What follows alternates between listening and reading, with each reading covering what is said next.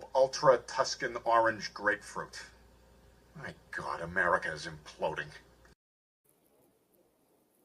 Hello, everybody. Welcome back to another episode of Fanzone Debate. This is the start of round 2 of the tournament, and an exciting one we are going to have. We have Richard Schwartz, who is the number 6 seed in the tournament, just went up against, I believe, Jim Green in his last match, playing very, very well to win that match, going up against Amaru Moses, the 14 seed, I believe. Yes, we did not see Amaru in round number 1 of the tournament because he got a bye because things. Get over it. Don't worry about it. So, but that's okay. Amaru is here, ready to play. It's been a while since he's been in the debate arena here, but I know he's ready.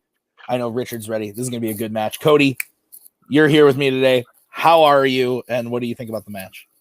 Oh, I'm just, excited and just jazzed. I'm glad we don't have to talk about correctional facilities or anything like that tonight. So this is going to be a lot of fun. And I expect actually a good match. I think Jim thought he was going to have an easy match against Richard, and Richard proved that he knows what he's talking about. And Jim Green had to suffer that loss. And Amaru was so good that we just didn't even give him an opponent. He just went to the next round and said, "Hey, I'm ready to play." So it's true. It's a great time, and we got Maggie here. This is the best night ever. Yeah. Speaking of her, Maggie, welcome. You judged the first match of round 1. Now you're back to judge the first match of round 2. So how are you? And are you excited? I'm good. I have never seen either of these players play before, I think. So I'm excited to see what they bring to the table. And yeah, I hopefully won't be here for the first round match of round 3. So. Well, there's only 2 matches in round 3, so I'll let you pick which one you want to be there for, and you can do that then. Okay, so let's bring in the competitors, starting with Amaru. Amaru, welcome. Like we've said, you weren't here in round 1, but that's not your fault. You get to move on, and you're now here for this match. How are you feeling about today's match? I am hella excited. I have not been able to debate anywhere in about a year. I think my last debate is when I beat Nick Tuig, except y'all put the 1 in the wrong column, but that's neither here nor there. No, that was actually a really good match. It could have gone either way, to tell you the truth. He just said he thought I won, so I'm going to take that as a victory in my heart. I said it before, and the last time I was here, I'll say it again. This is where I thrive. This is me. I debate all the time. I know how to do this. But I'm really excited to play Richard because y'all said it. Jim thought he was going to have a good match, and I've debated Richard on my show, and Richard knows how to talk. He knows how to debate. He is sneaky good at this. So I'm very excited to be able to yell at somebody. It's so great. Aren't we all? So let's bring in Mr. Carefree himself. Richard, welcome back. Like we've talked about, you beat Jim in the last round. I thought that was one of the better matches we had in round 1 of the tournament, and now you're here to play Amaru. How are you feeling about the match today? I'm feeling good. I'm a little nervous. I haven't faced Amaru in debating, but if he's as good as he is in trivia, then I could be in some trouble. I'm excited just to give some of these questions a shot. I'm here to have fun. I feel really good about some of these questions, not so good in some of them. So we're going to see how it goes. All right. Well, that sounds good. Well, I will explain the rules for the show. Here's how it's going to work. There were 4 categories that the players drafted, and then we came up with questions for those categories. The players tonight are going to debate those questions, and the first player to get 3 points will be the winner. You each will get a minute opening, followed by a 5-minute free form, followed by 1-minute closings for each of you. And like I said, the first to 3 is the winner. If we are tied after the 4 prep questions, we will move on to a bonus question. But gentlemen, let's get ready to fight.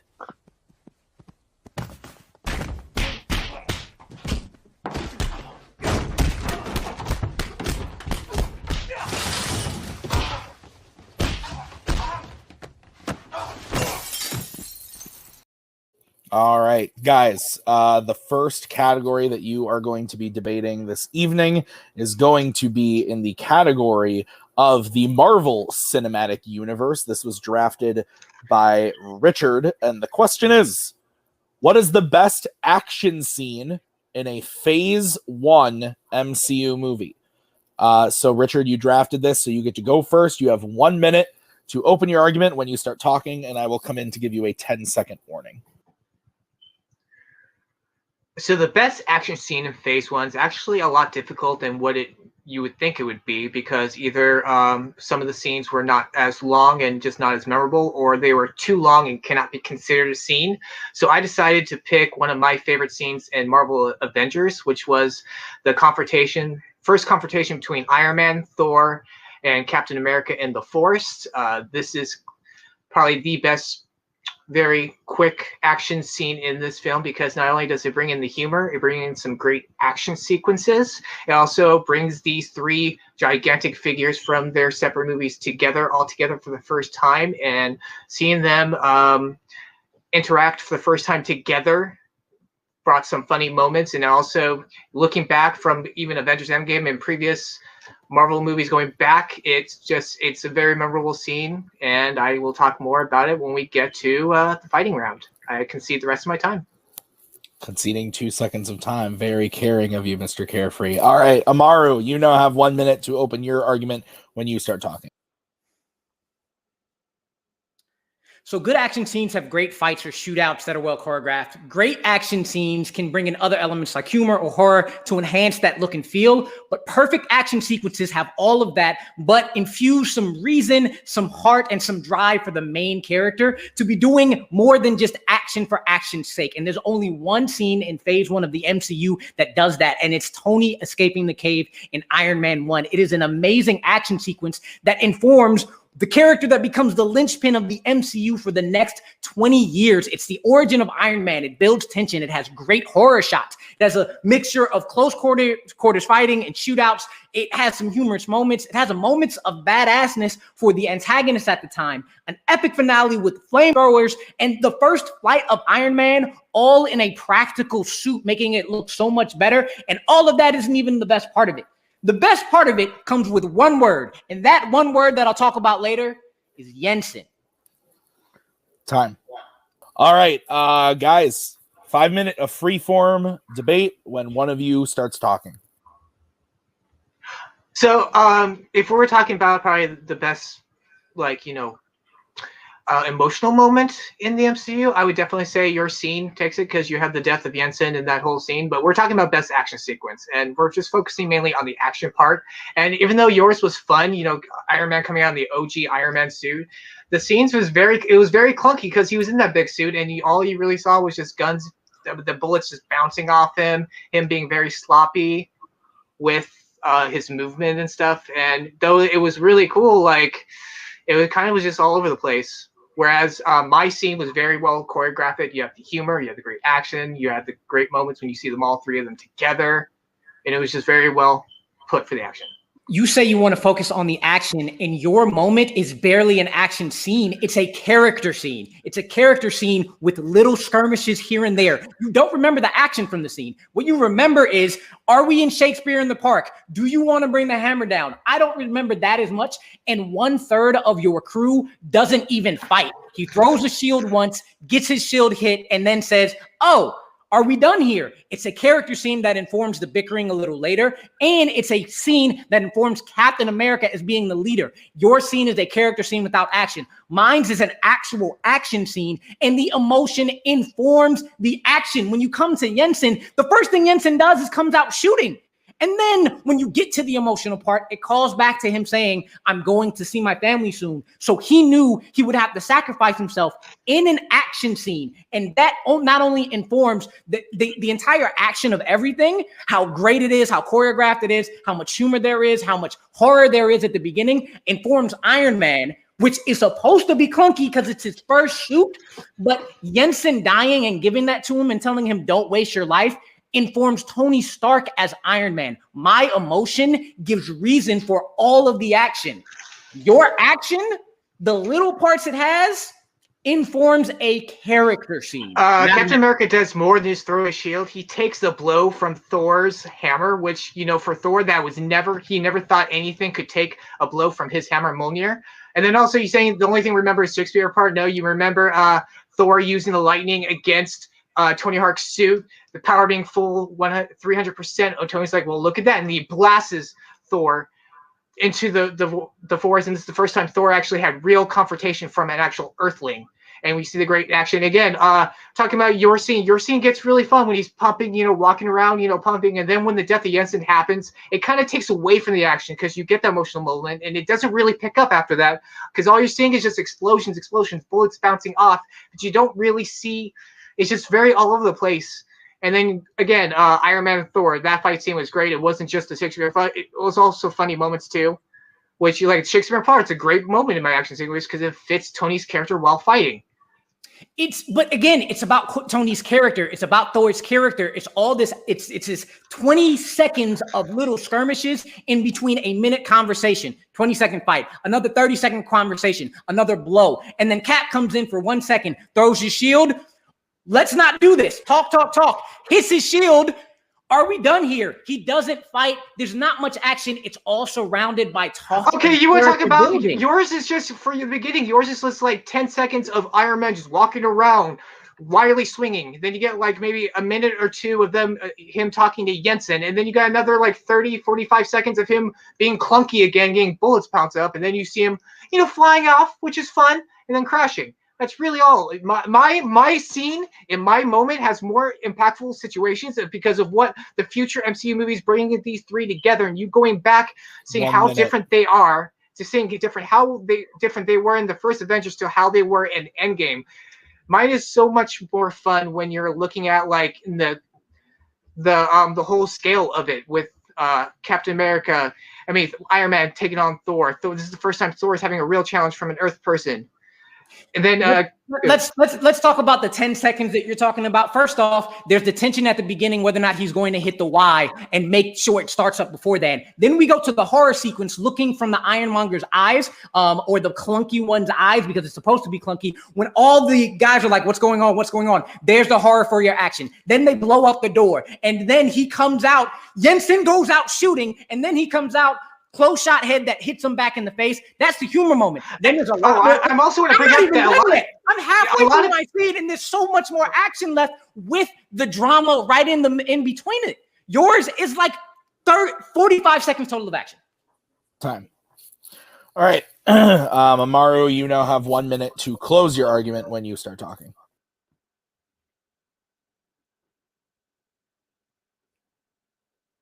Richard said there's not much action in my scene and it's all over the place, except there's a great timeline of what happens. And I only got through halfway through the scene. You have the horror moments, you have the tension, you have the humor moments, you have bullets, you have explosions. And then he said it doesn't pick up after the emotional scene that basically informs the entirety of the main part of the MCU. You have huge flamethrowers in the first flight of an Iron Man suit. It brings your actual character, the main character you have for the MCU, to life. It informs what Iron Man's going to be and why he's got to improve it. Then it informs Tony Stark as a character because you don't want to waste your life. While his scene, it is about the tension between the crew while they're talking and speaking. It kind of informs the bickering scene later, but it also informs Captain America being the leader. It's a character scene that has little fighting moments in between, while my emotion, humor, and horror intenses a very great action sequence. All right. Richard, you now have 1 minute to close your argument when you start talking.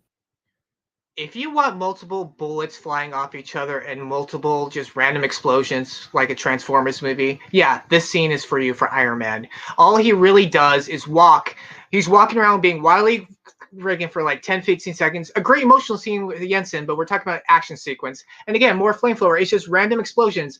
My Captain America 4 scene, yes, I guess maybe not as many actions, but they're very choreographed. You see the tensions of all three of these people coming together. How cool was Captain America taking the blow from Thor's Mjolnir, seeing the damage in the aftermath, seeing the humor between Iron Man and Thor, seeing the blast between Thor, having Thor being conflicted from an Earthling for the first time. Mine had humor, great action sequence. You get to see these three, the Trinity, the Marvel Trinity, come together for the first time. And you're looking back to from Avengers Endgame, other movies. This still really stands out, still holds together today. The Iron Man 4 scene, the Iron Man cave scene is fun, but it's just him walking around getting hit with bullets. Time. All right. Bring in the judges. And do we have our answers written or do we need some time? Maggie is muted. I'm good. Sorry. You good, Cody? Yep. Okay. I'll go first. I'm giving the point to Amaru. I think that when it came down to explaining the action in the scene and why the action was so good in the scene, he did the better job of that, while also bringing in funny moments, horror moments, emotional moments, and Richard just kind of kept talking about the same 2 or 3 moments of his scene, whereas Amaru brought up a lot. So that's where I'm going. Cody, where are you going? Yeah, somebody's just argued with this person in YouTube comments. I'm going to go with Amaru as well. He doesn't back down, and he does really well with actually painting the picture of action. So that's what I wanted to hear. I didn't care about the really other elements, but he painted the best picture of action. So. And Maggie, your point doesn't count, but where would you have gone? I also said Amaru for the same reasons that you guys did. All right. So Amaru gets point number 1 as we get into question number 2. This one was drafted by Amaru. It's in the category of crime films. And the question is, what is the best line in the Ocean's trilogy? So Amaru, you drafted this. You get to go first. 1 minute to open when you start talking.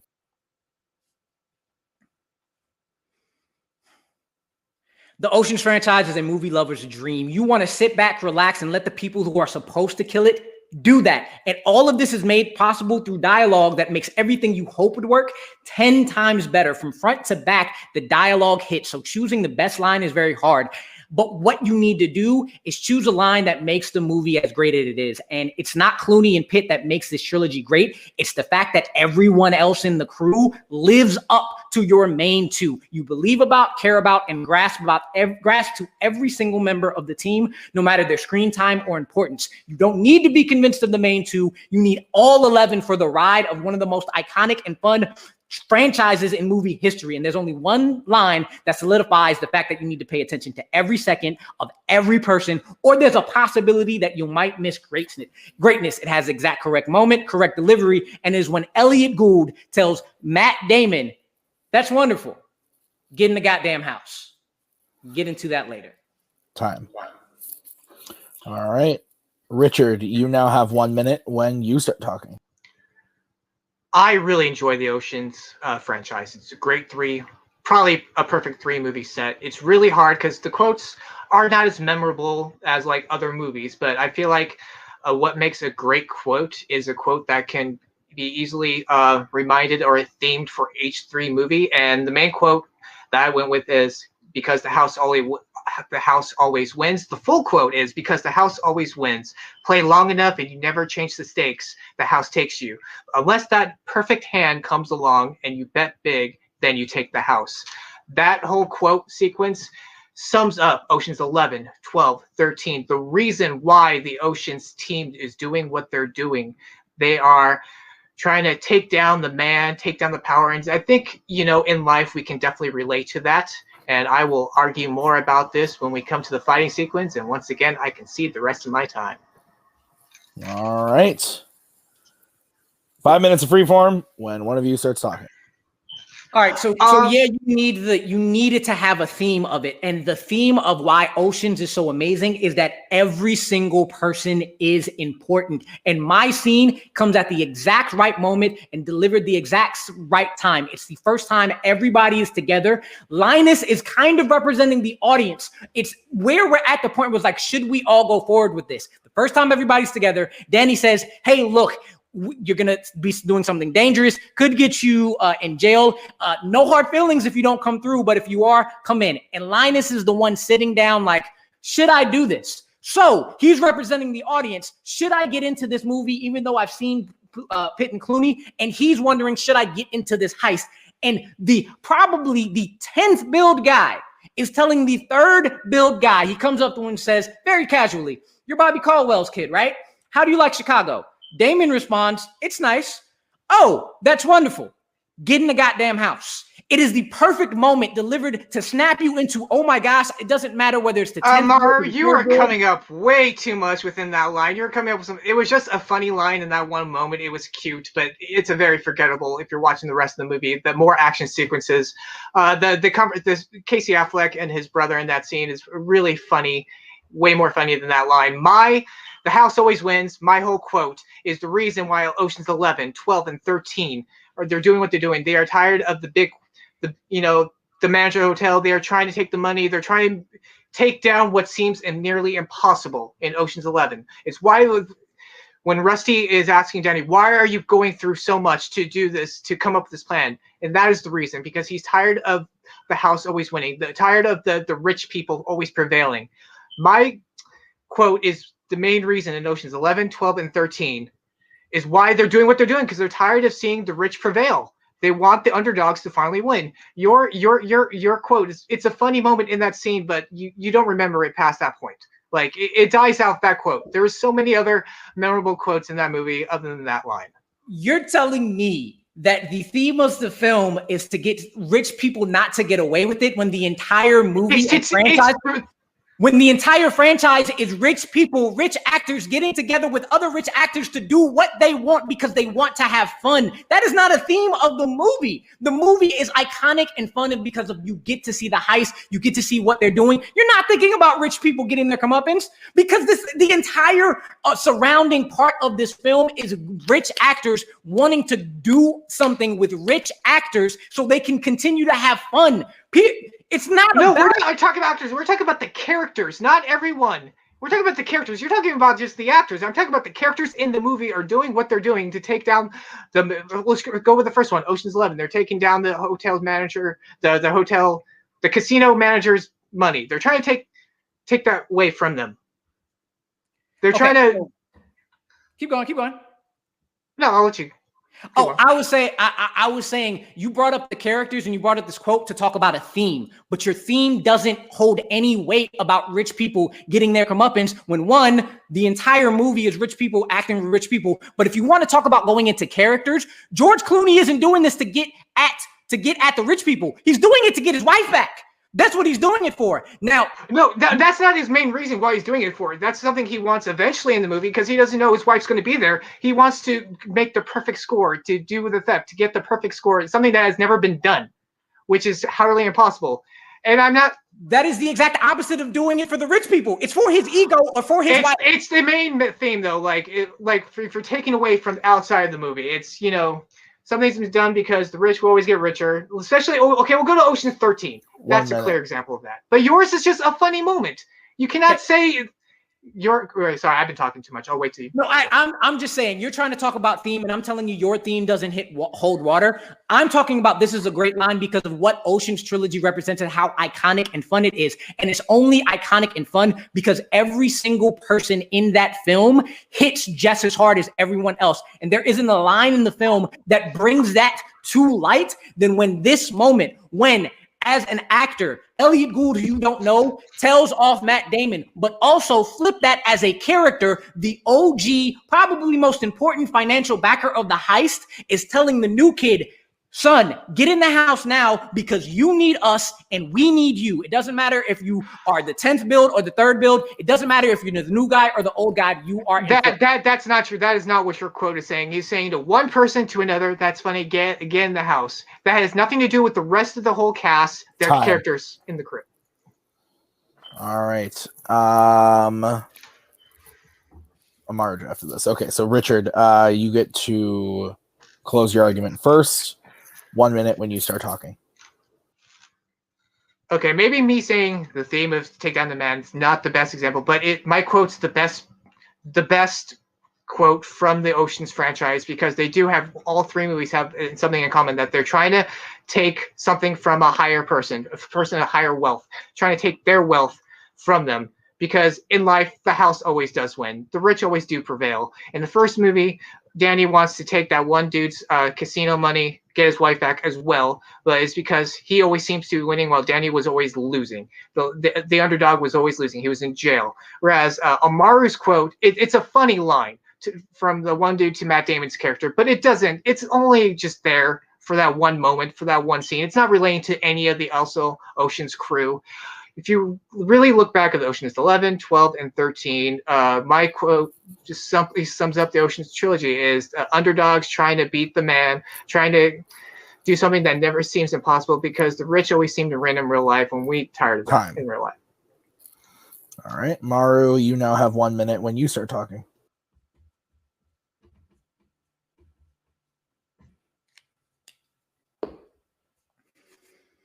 As I said, Richard's theme of the rich getting away with things doesn't hold water, and in the forms of the fact that these are actors trying to play, have fun with everybody, but even with the characters, Danny is doing this for his wife, and as Richard mentioned, what he brought up, doing it for his ego. Mine's is, yes, a small line, but it's a line you love because it comes at a point where we're trying to decide, are we in this movie? And Linus is trying to decide, am I in this heist? And you get the guy that a lot of people don't know telling probably the third bill actor, telling him a line that catches you off guard with perfect comedic delivery at the perfect time and convinces you.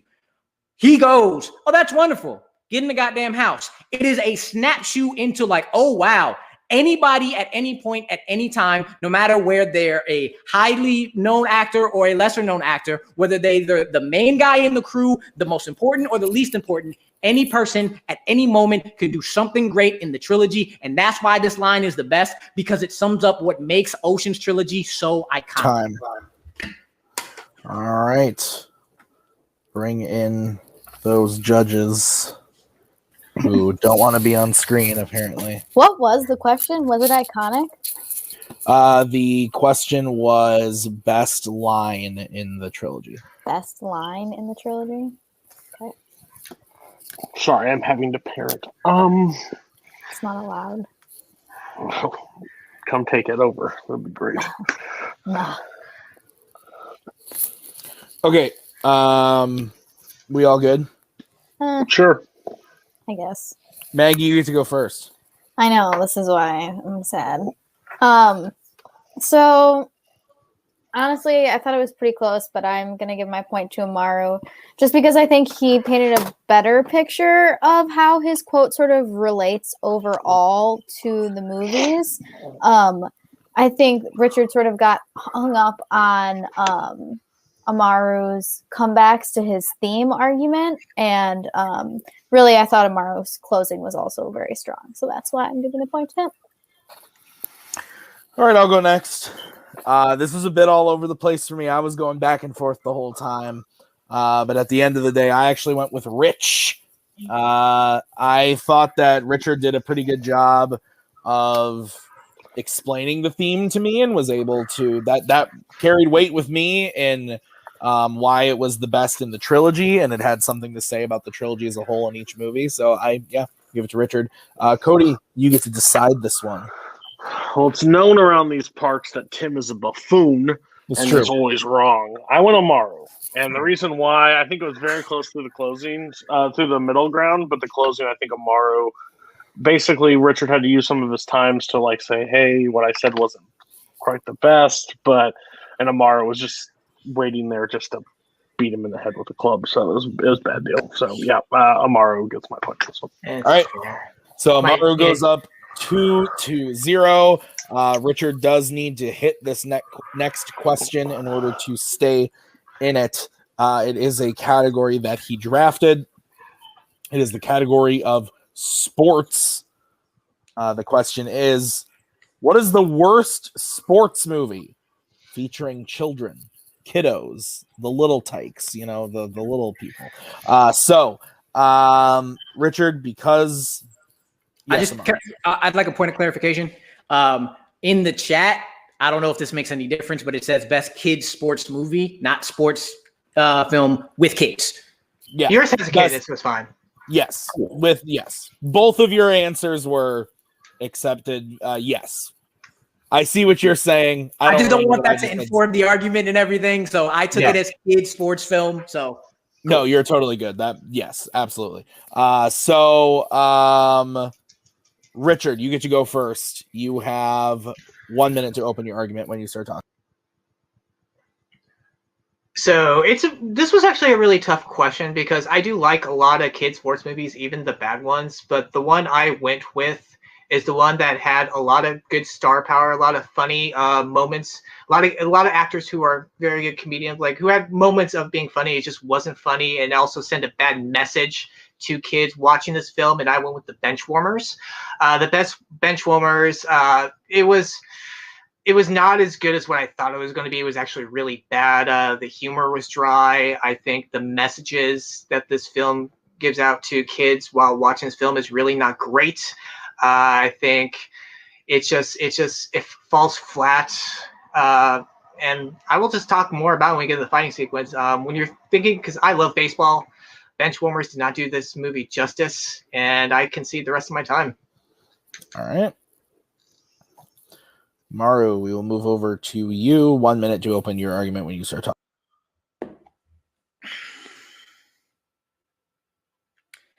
Kid sports films need to have lessons. They need to be funny who they're marketed to, and they need to have characters that kids remember. Often a human, a cartoon, or an animal. So like in Little Giants, you got Icebox. In The Sandlot, you got everyone. In The Beast, even in Rookie of the Year, you got Rowan Gardner. Great kids sports movies put together an intelligent story with all of these elements because they know kids don't need to be dumbed down to. They just use those easy things to give access to intelligent themes and lessons. You know what bad kid sports movies do? Hey kids, it's a monkey playing baseball. You'll enjoy the fart jokes, right? You'll enjoy that guy from that show that your parents watch. Magic. Hey, stock characters. Great. The worst kid sports movie, maybe the worst sports movie ever, is Ed. It is a film that they put together like, you know what? I don't think kids can understand intelligent films. I don't think kids can understand intelligent teams. So let's just put a chip in a baseball outfit, let him play, and time. Yeah. Strike yeah from the record. Okay, so Ed versus the Benchwarmers. 5 minutes when one of you starts talking. First of all, no one was expecting Ed to be a great film to begin with. It only grossed $4 million in 1996, which Inflammation was about $6 million. My movie grossed about $57 million, and it was absolutely terrible. And also, when you're saying that, you know, kids in the 90s did like that type of stuff. They did love, you know, having monkeys playing baseball or monkeys playing sports. That's why MVP happened, Most Valuable Primate. Air Bud was a dog playing basketball, and then they did multiple sequels. Kids love that. There was no when Matt LeBlanc was your key actor, hey, here's an actor you'll know. You're going to be in trouble to begin with. No one's expecting Ed to be great. My movie had Rob Schneider, which he was great in Bruce Bigelow. He wasn't great in other things, but he was great in that. John Heder, who was funny in Napoleon Dynamite, Blades of Glory. He's done other funny work. David Spade is a really funny dude, so you're expecting him to be funny in that, and mine wasn't fun. It was not funny. You say kids love it, and you just said it. Ed made $4 million at the box office, and it wasn't a spinoff like MVP that MVP was of Air Bud. It was a movie that was touted. You talk about that some of the best kid sports movies are bad. Well, I'm telling you, Benchwarmers is one of the better teenage sports films. And we're going to take it, but it's a teenage sports film marketed to teenagers because in the first 5 minutes, you talk about lesbian sex scenes and bros for hoes. And what they do is take that raunchy comedy and the physical humor of bullies you actually hate getting their comeuppance, and you're very satisfied with it, but they use all that to tell an actual great theme message that nobody should be rude. You should take care of each other. And as a teacher who teaches rude-ass kids, the fact that I get to see them get their comeuppance is so damn satisfying. This movie teaches kids to let adults just beat up on kids, because that's what they did. 3 grown men just beating up on kids. Yeah, maybe they're bullies, but it doesn't mean teaching kids to be bullies back. That's what the Benchwarmers basically did, is to be bullies back. Whereas Ed, it's a fun movie about an animal who's giving hope to a team that kept on losing. And yeah, the acting's not great, but Matt LeBlanc as your star wasn't going to be great to begin with. He was like, he's in Friends. He's not even the funniest person people go watch Friends for. People watch it for Ross, for freaking Phoebe, for Chandler.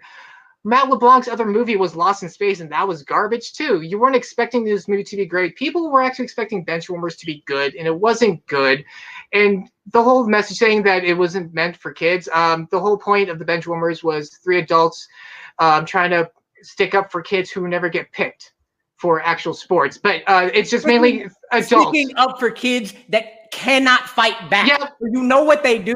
They play them in sports because it's also their parents who are big assholes. This is the ultimate nice guys finish first movie because yes, it's the adults who are playing sports to get them back, but they're doing it for the Benchwarmers. And you know how that actually pulls through the theme?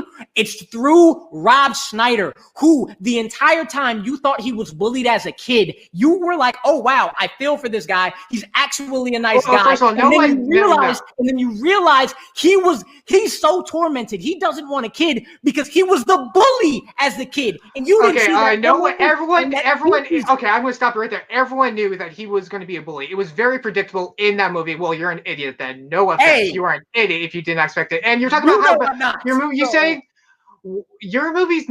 your movie's actually kind of fun.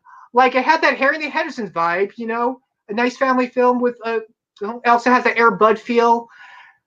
And I don't know why is your movie so bad compared to mine. And also, my movie also teaches teach kids just to bully back. It also show. Yeah, go on. No, you go. So I've already mentioned how Rob Schneider's character teaches you don't want to be. Okay, no. Well, go to your movie. Why is your movie worse than mine? At the end of Benchwarmers, the bully kids actually go against their bully adults and give the Benchwarmers a home run. Even though they're fairly beating them, they come together in the end. Kids saying, we shouldn't be bullies. My film has no coherence. You don't remember anything. It tells kids you are not intelligent enough to understand anything but the lowest branches. I will say my movie also very stereotypical nerds, that is not how people are in real life. They do the whole Steve Urkel thing where a lot of people were offended by that because nerds are not that way. And they also make fun of the handicapped with the dwarf. So that's a very stereotypical thing to do. It's also very offensive in that way. Also teaching kids it's okay to drink alcohol. It's just for a funny moment with the Cuban dude pretending he is 12. It's just everything you're talking about, it actually comes full circle. The dwarf is the one that is touted at the end of the film. Time. All right, Amaru, you now have 1 minute to close when you start talking.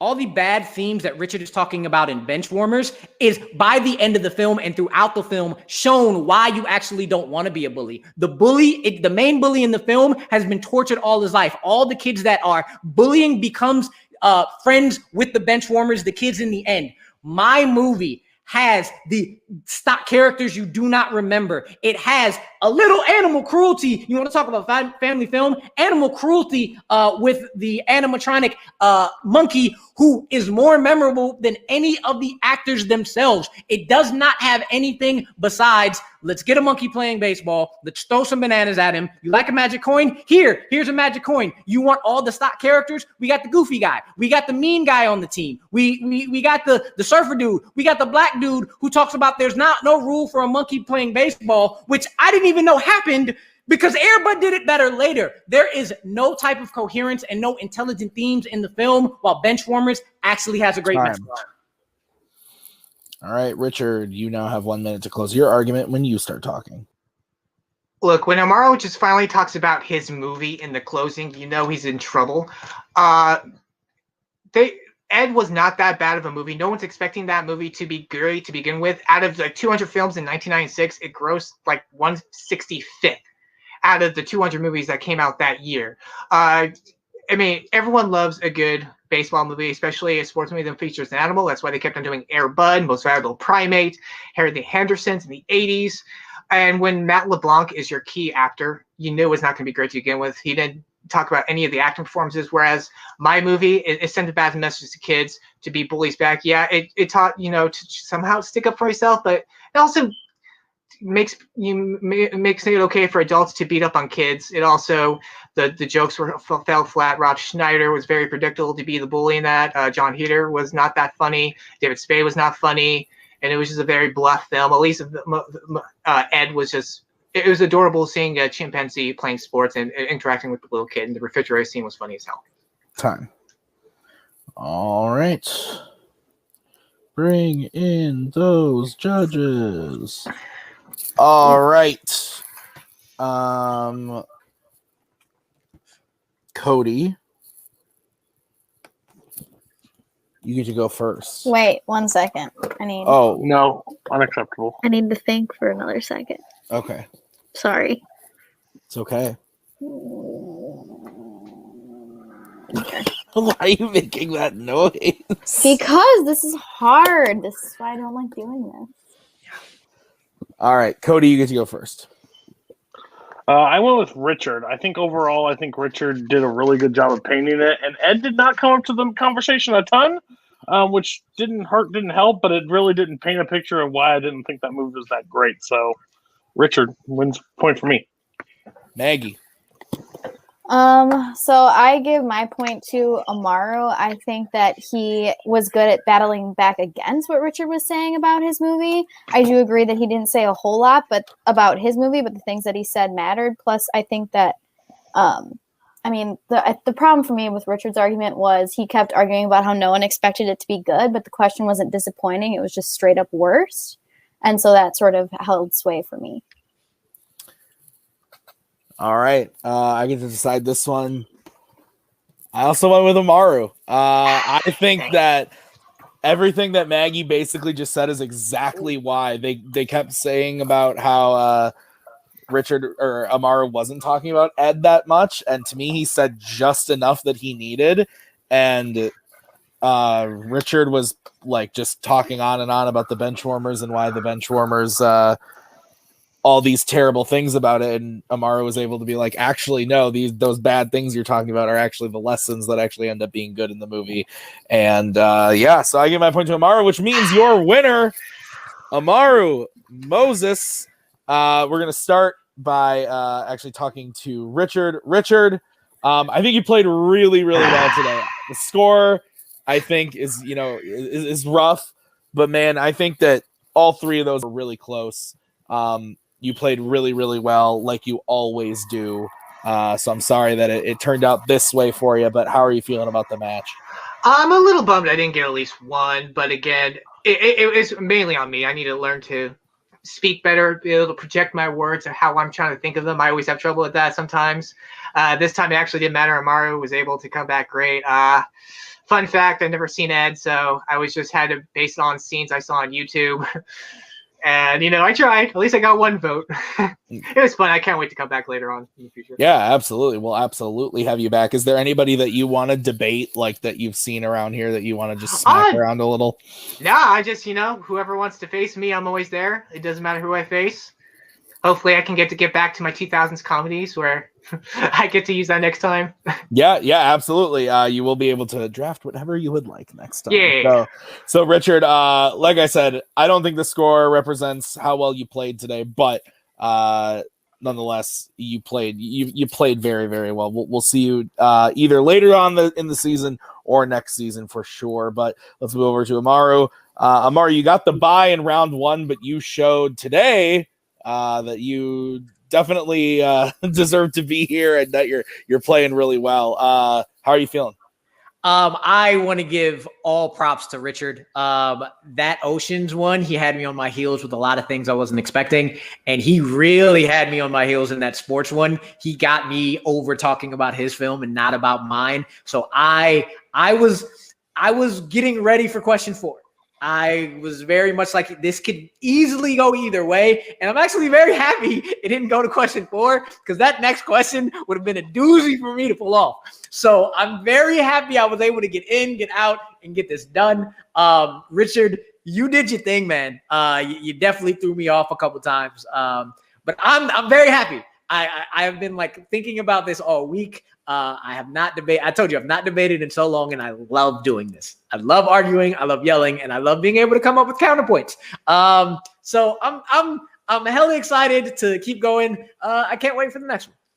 Absolutely. So the next one is going to be you are going to be playing the winner of RJ everyone's favorite Red Ranger, and Caleb Coho. Those are your options. So what do you think about either RJ or Coho? I am excited for either one. I've never been able to debate Coho in any way. But I've seen you don't want to. I've seen Coho debate, and he's really You're good. not missing much. But again, very similarly, RJ's been on my show, and I've seen him argue, and I know how well he is at it. I know how good both of them are. It's gonna be fun. Either way, it's gonna be fun. I'm very excited, and I can't wait. Absolutely. So that'll be coming very, very soon. Amaru, congrats on the win and the knockout today.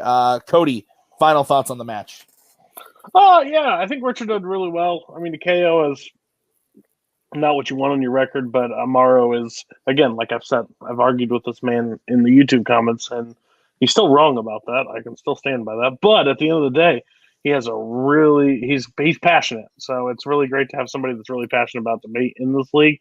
It's exciting to go. I'm not looking forward to either Coho or RJ next because, God, this match was loud and Richard didn't really say a whole lot. So, like, it didn't yell. So, which is, Coho's going to yell, and so is RJ. So this is going to be a loud next match. So it'll be fun. And I hope Maggie's back because it was so fun to have Maggie here. I enjoyed seeing her. Maggie, final thoughts on the match. Yeah, no, I agree with what you said. I don't think that the score necessarily reflects how Richard played because it was very close, especially for those last two questions. But yeah, I am looking forward to see what both the players do next. Absolutely. So that's going to do it for us today at Fanzone Debate. We will see you guys back here in 2 weeks for the next match, which is one that we're so excited for. Caleb Boatman taking on Nick Tuig.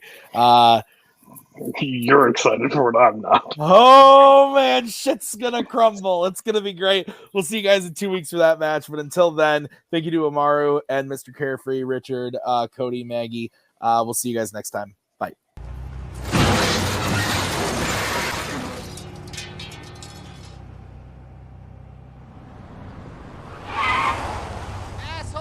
That's my bad. I was sending a tweet.